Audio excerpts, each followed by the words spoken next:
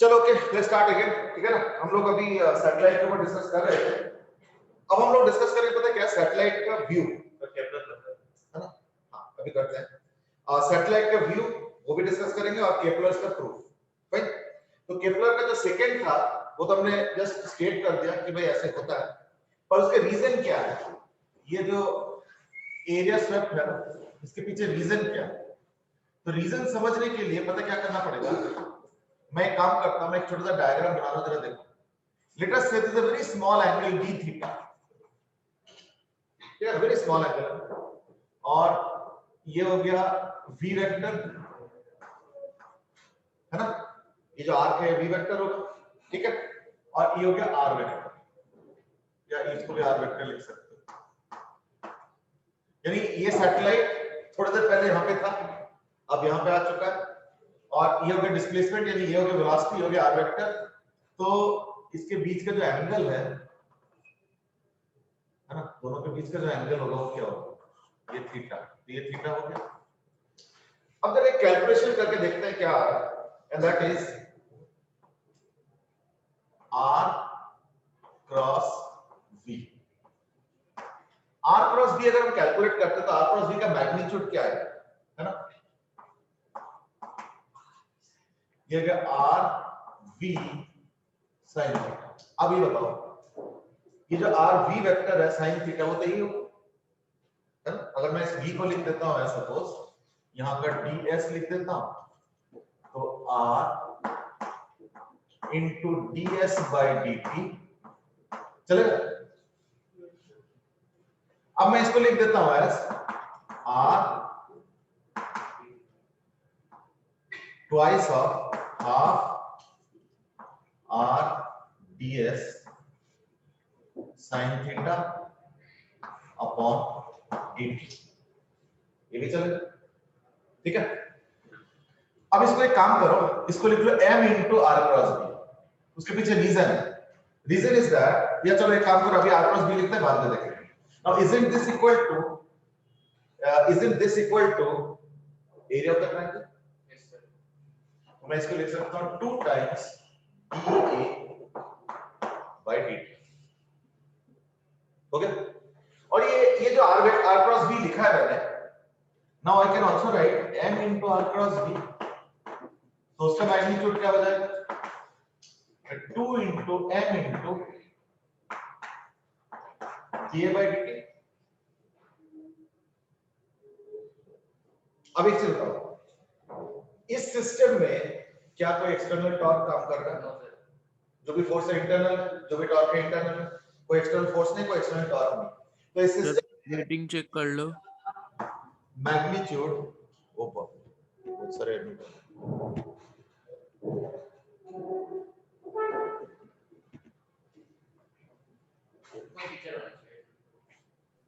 अब देखो, ये जो L का मैग्नीट्यूड है कांस्टेंट होगा या नहीं होगा। तो अगर L का मैग्नीट्यूड कांस्टेंट होता है तो isn't this magnitude of L,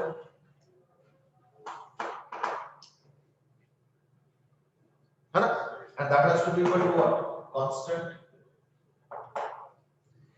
to तो anyway constant, mass constant, dA dt, तो आप बताओ इस केस में dA dt कांस्टेंट है या ना, समझे नहीं, वो तो केपलर ने ऑब्जर्वेशन से देखा था, प्रूफ थोड़ी किया। उन्होंने तो वो चार्ट देखा और उन्होंने ऐसे ऐसे लाइनें वाइनें बनाए, उनको लगा कि यार ये कुछ एरियाज कांस्टेंट लग रहे हैं, तो उन्होंने फिर उसको वो हाफ स्क्वायर वाले मेथड से सॉल्व किया, देख के हां वाकई सेम है। तो उन्होंने उससे कंक्लूड किया, और एक जगह नहीं, across all planets, across all time zones उन्होंने चेक किया। ऑब्वियसली मैंने बोला 25-26 साल लगा था उनको उस पूरे कंक्लूजन तक पहुंचने, ठीक है।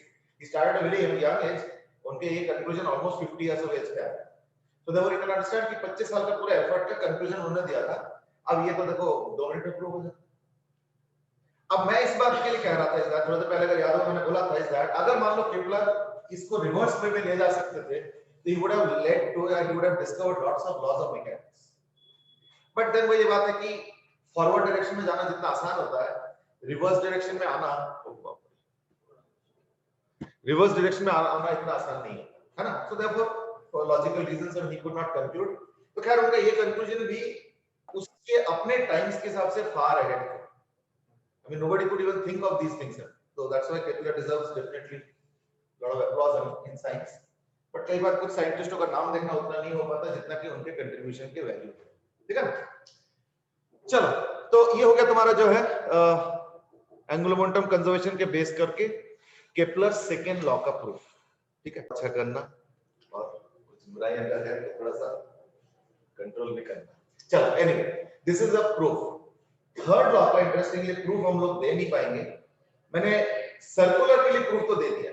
थर्ड लॉ क्या है? वो जो मैंने अभी थोड़ी देर पहले प्रूव किया था ना, t square proportional to r cube, यही थर्ड लॉ था, t square proportional to r cube. तो देखो एक्चुअली मैंने इसलिए बोला ना कि केपलर को ना उतना मैथमेटिक्स का आइडिया नहीं था। और एक चीज याद रखना, केपलर के टाइम कोऑर्डिनेट ज्योमेट्री भी नहीं था उस टाइम। तो देखो अगर मान लो केपलर ढंग से अगर इस चीज को पूरे मैथमेटिकल अच्छे से एनालाइज कर पाता है ना, तो रिवर्स वर्किंग करके वो कोऑर्डिनेट ज्योमेट्री के बहुत सारे कंक्लूजंस कर सकते हैं। क्योंकि अल्टीमेटली वो एलिप्टिकल वाला जो कंक्लूजन है उससे अगर फर्दर और स्टडी करते तो you could have done lot of analysis and research on coordinate geometry and on physics also. But then as I said he was not so mathematically equipped. तो ये हो गया केपलर्स थर्ड लॉ। इसका proof जो हमने circular motion के लिए मैंने दे दिया, लेकिन वो इनएडिक्वेट प्रूफ है। मतलब इनएडिक्वेट इन द सेंस कि उसका कंप्लीट प्रूफ नहीं है, क्योंकि एक्चुअली ये लॉ जो है ना एलिप्टिकल के लिए भी काम करता है।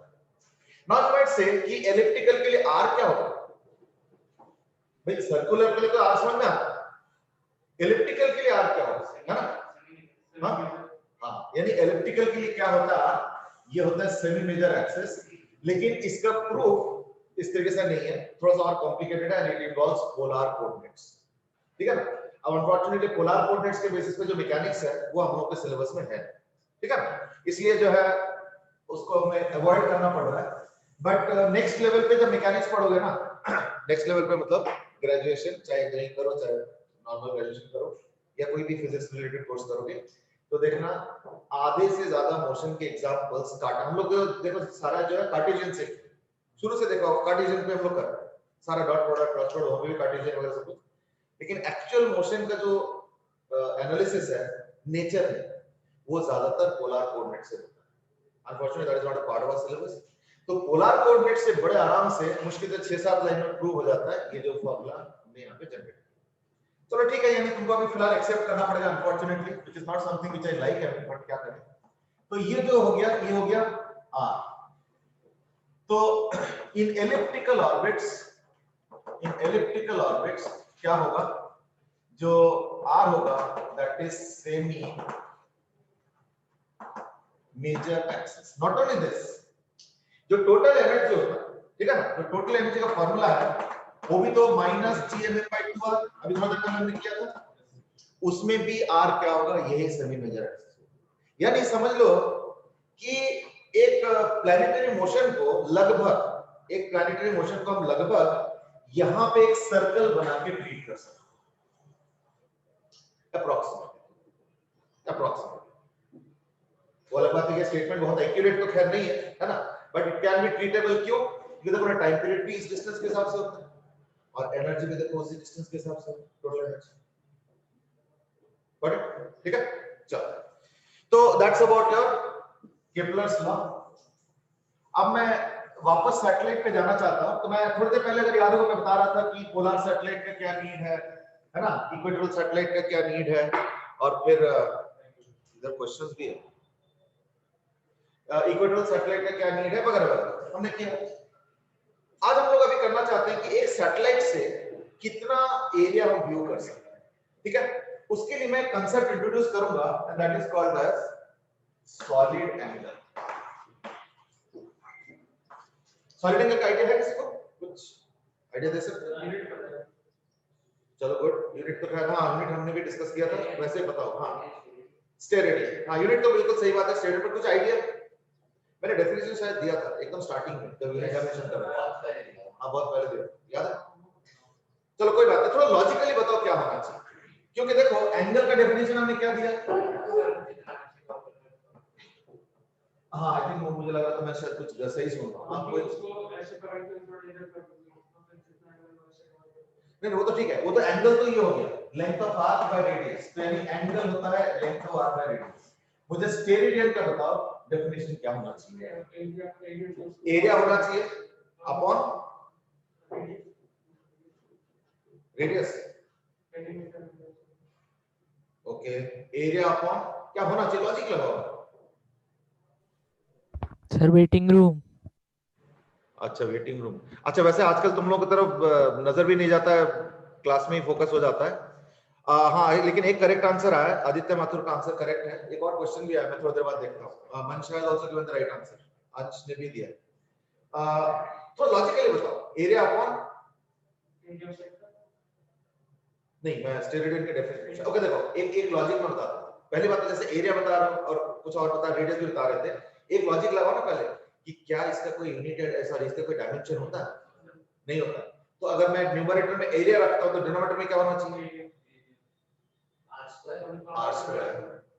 जैसे इसमें length of arc upon radius, उसमें क्या होता है? Area upon r square. लेकिन यहाँ पे एक चीज केयरफुल रहना पड़ता है and that is length of arc circular होना चाहिए। मान लो कल को मैं बोलता हूं कि इसका एंगल बताओ, तो इसका एंगल भी यही थीटा होगा, इस आर्क का भी यही एंगल थीटा होगा एज पर द कैलकुलेशंस। क्यों? अगर मान लो तुम इसको सेंटर मान लो, क्योंकि हमें सर्कुलर के कॉरेस्पॉन्डिंग आर्क लेना होता है। सिमिलरली एरिया क्या होता है? अगर मैं स्फीयर लेता हूं तो उसका एक एरिया का पार्ट ले, जो भी एरिया है, और ज्वाइन कर लो, तो ये हो जाता है ओमेगा। तो ओमेगा क्या हो गया? Area of the curve surface of a sphere. कुछ भी नहीं चलेगा, तो अगर मान लो कुछ भी दे दोगे ना, तो दैट केस उसका projected area on the sphere निकालना पड़ेगा अपॉन r स्क्वायर। अगर ये r हो, ये हो गया एरिया। याद रखना, बस एक ही कंडीशन है कि एरिया हमेशा याद रखना स्फीयर का होना चाहिए। कोई टेढ़ा मेढ़ा एरिया होगा तो उसका प्रोजेक्शन बनाओ पहले उसके कॉरेस्पॉन्डिंग स्फीयर और फिर r स्क्वायर। ये इसलिए इंपॉर्टेंट है क्योंकि देखो सपोज मैं कहता हूं कि एक सैटेलाइट है, वो पूरे अर्थ को नहीं देख सकता और ना ही हम पूरे अर्थ के में से सैटेलाइट को देख सकते। तो क्या होता है पता है कि अगर ये अर्थ है ना और मान लो यहां पे का सैटेलाइट है, तो ये सैटेलाइट इतने पोर्शन को देख सकता है। इस चीज को हम रिप्रेजेंट करना चाहते हैं बाय अ सॉलिड एंगल। तो देखो अर्थ 90 डिग्री 90 डिग्री, ये हो गया सपोज सैटेलाइट। तो देखो ये जो पॉइंट है, सपोज अगर ये इक्वेटर है, सपोज ये इक्वेटर है, मैं थोड़ा टेढ़ा बनाया, डजंट मैटर, सपोज ये इक्वेटर है। इक्वेटर होना जरूरी नहीं, बट इक्वेटर से थोड़ा विजुअलाइज करना आसान होता है, इसलिए मैं इक्वेटर ड्रॉ कर रहा हूं। अब देखो अगर इक्वेटर बनाते हो तो क्या होता है ना, इस लैटिट्यूड तक दोनों तरफ देखना सैटेलाइट देख सकता है अर्थ को, या वाइस वर्सा अर्थ से हम सैटेलाइट को देख सकते हैं, यानी कम्युनिकेशन कर सकते हैं, है ना। तो इसका सॉलिड एंगल क्या होगा is what I am interested in, कि अर्थ का क्या सॉलिड एंगल इस सैटेलाइट से कवर्ड हो रहा है, that is what I am interested in. इसके लिए एक और टर्म इंट्रोड्यूस किया जाता है, दैट इज कॉल्ड एज कोलैटिट्यूड। अब कोलैटिट्यूड क्या है ना, कोई भी जो सैटेलाइट है अगर वो इक्वेटर पे है तो उसका जो टेंजेंट है वो जिस लैटिट्यूड पे है, तो दिस इज द कोलैटिट्यूड। ये लैम्डा है तो ऑब्वियसली अगर इक्वेटर है तो ये भी लैम्डा है। तो ये लैम्डा लैटिट्यूड तक सैटेलाइट के जो है ना विजिबिलिटी है। लेकिन वो भी ध्यान रखना एट ए टाइम नहीं होगा, एट ए टाइम नहीं होगा। एट ए टाइम क्या होगा? एट ए टाइम बस इतना पोर्शन दिखेगा, है ना, ये वाला पोर्शन एट ए टाइम बस ये वाला पोर्शन दिखेगा। लेकिन होता क्या कि वो सैटेलाइट अगर है और अर्थ घूम घूम के जाएगा तो क्या होगा, अगर ये अर्थ है तो एक सैटेलाइट अर्थ के इस पोर्शन को एक्सेस कर सकता है। मान लो अगर सैटेलाइट यहाँ पे है ना, ये अगर टेंजेंट है, ये टेंजेंट है, तो ये पूरे पोर्शन में जो है हम सैटेलाइट को यूज कर सकते हैं। तो ये हो जाएगा सैटेलाइट का विजिबल एरिया, और इसके ऊपर वाले पार्ट को हम बोलेंगे शैडो एरिया, मतलब इस पार्ट पे सैटेलाइट का नजर नहीं जाएगा। तो मैंने कुछ टर्म्स इंट्रोड्यूस किया, अभी मैथमेटिक्स कुछ भी नहीं किया, अब हम क्विकली जो है मैथमेटिक्स करेंगे। उसके पहले सॉलिड एंगल को डिफाइन कर लेते हैं, है ना, मतलब डिफाइन किया, फार्मूला जनरेट कर लेते हैं। Lambda is called as the latitude, तो उसको बोलते हैं कोलैटिट्यूड। हां बोलो, कंडीशन क्या बोली थी सॉलिड एंगल की? स्फीयर का होना चाहिए। अगर कोई टेढ़ा मेढ़ा भी करते हो ना तो उसके कॉरेस्पॉन्डिंग जो सॉलिड एंगल होगा उसके लिए हमें उसके कॉरेस्पॉन्डिंग स्फीयर वाला पार्ट का प्रोजेक्टेड करना पड़ेगा। नाउ यू माइट से ये कैसे करेंगे, प्रोजेक्शन हम कैसे निकालेंगे? बड़ा सिंपल टास्क है, मैं बताता हूं कैसे करोगे। जैसे मान लो इसको सेंटर मानो और कोई टेढ़ा मेढ़ा एरिया यहाँ पे, तो उस एरिया का जो आउटर बाउंड्री है, उसमें से एक एक पॉइंट को इस पॉइंट के साथ ज्वाइन करो, उसके आउटर बाउंड्री सुनना, एक पॉइंट को ज्वाइन करो। अब वो टेढ़ा मेढ़ा एरिया अब जो भी है कुछ एक अजीब सा शेप बनेगा। अब एक काम करो, इसको सेंटर मानते हुए, ठीक है ना, इसको सेंटर मानते हुए अब एक काम करो, एक स्फीयर कंप्लीट करो। प्राइमर से कौन सा रेडियस का, जो मर्जी रेडियस, कोई फर्क नहीं पड़ता। क्यों? क्योंकि वो हमेशा स्केल होता है। जैसे इसमें भी ये लेंथ और रेडियस लेना जरूरी है। मैं इस लेंथ और रेडियस को लेता हूं तो भी वही एंगल आएगा, तो भी वही एंगल आएगा, तो भी वही एंगल आएगा। तो देखो तुम स्फीयर जैसे मर्जी रेडियस का बना, ठीक है।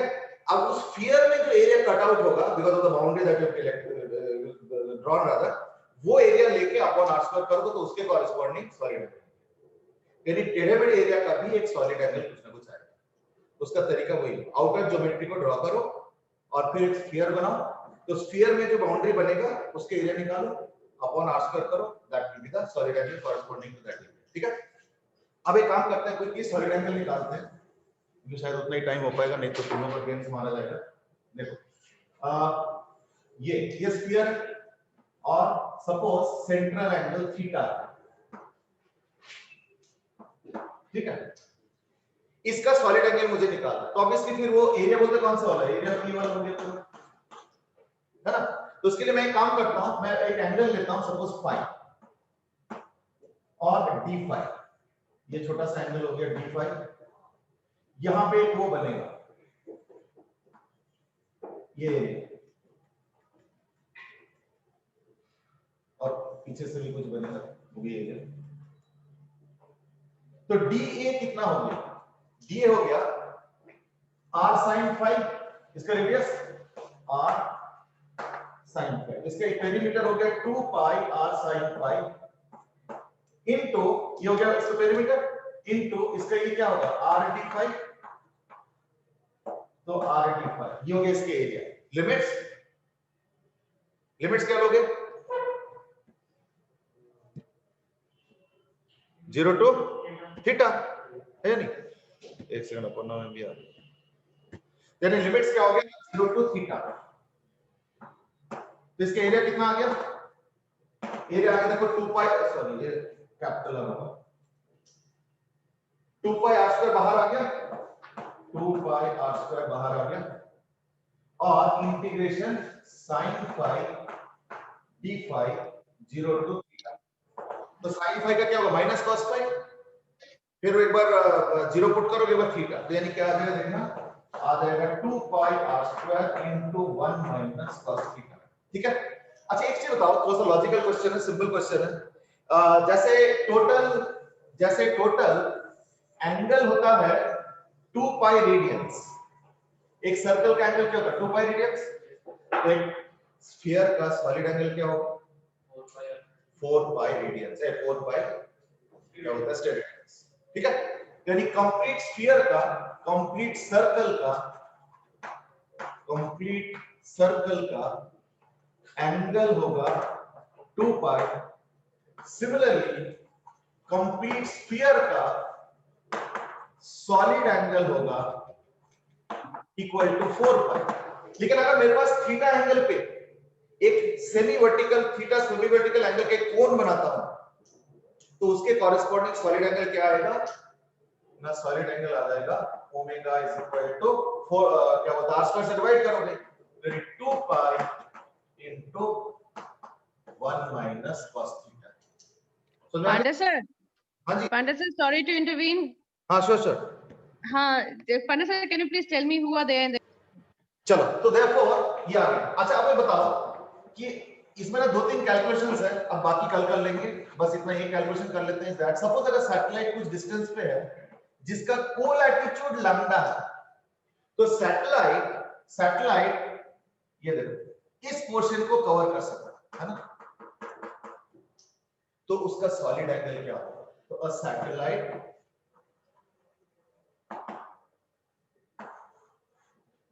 at any moment covers कितना सॉलिड एंगल ना 2 पाई into 1 minus cos lambda, theta का जब लैम्डा हो जाएगा is equal to covers solid angle equal to 2 pi 1 minus cos lambda where lambda is equal to co-latitude। But इसके और भी कुछ कैलकुलेशंस है तो वो अभी नहीं बताना चाहेंगे। अच्छा अगर मैं पूछूंगा कि what is the shadow area at this moment, कुछ नहीं 4 पाई में से इसको माइनस कर सब ठीक है।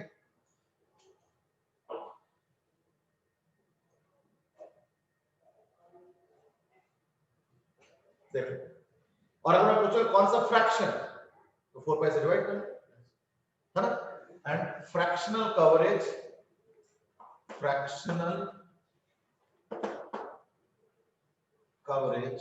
इज इक्वल टू कितना हो जाएगा, इसको 4 पाई से डिवाइड करेंगे तो हो जाएगा 1 minus cos lambda by 2।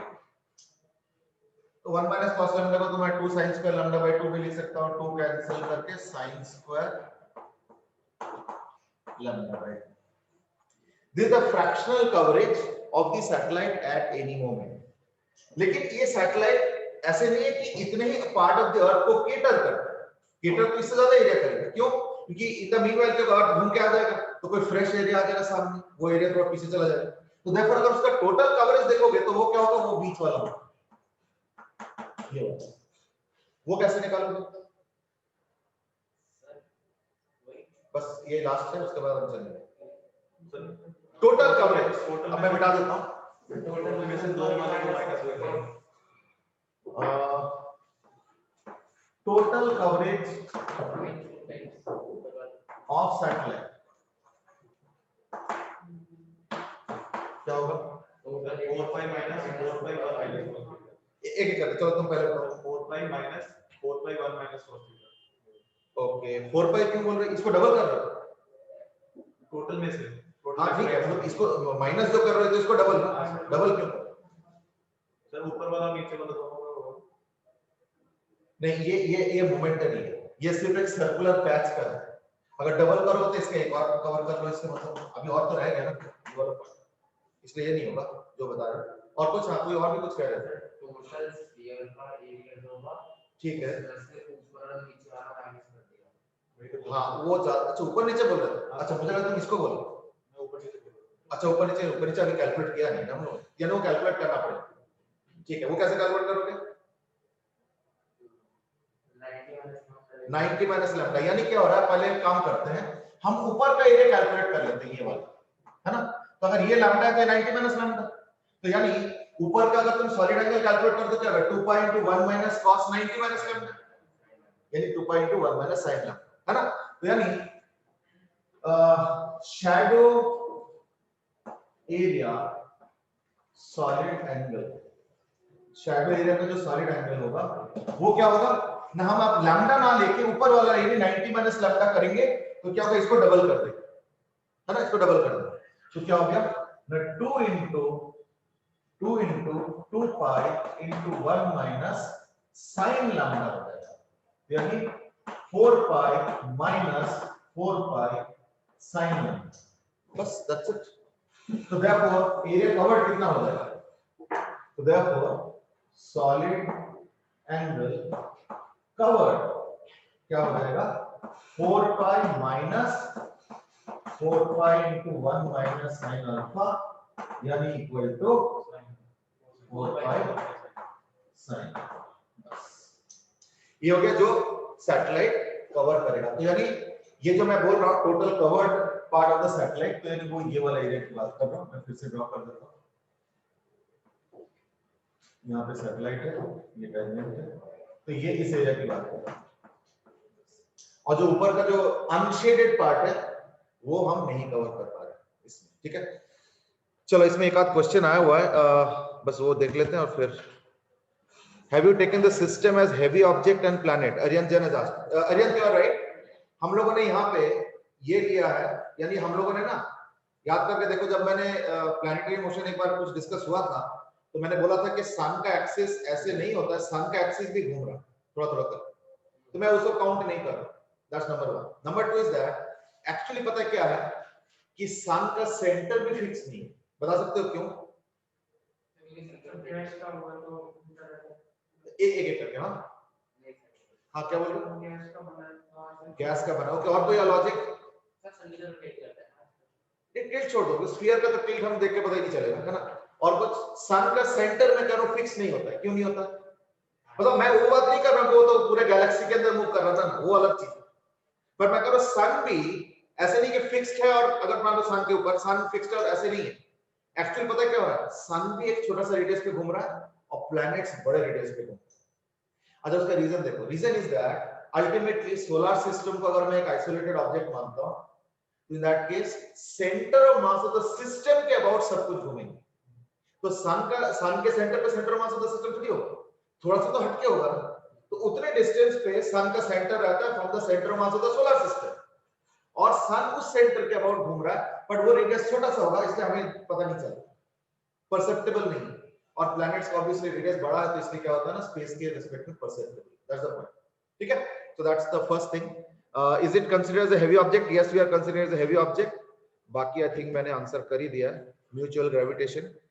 Mutual gravitation is fine, but the actual reason is that कोई external force हम नहीं ले रहे हैं, तो center mass के about पूरा system घूमेंगे। That's the precise reason. ठीक है, चलो that's it। तो ये हो गया 4 pi sin alpha, जो कि सैटेलाइट पूरा कवर कर पाएगा in one complete circle। Fine, ठीक है। चलो आज इतना ही करते हैं, थोड़ा सा और रहता है टॉपिक का, तो tomorrow we will wind it up, है ना। चलो that's it for today. Thank you very much.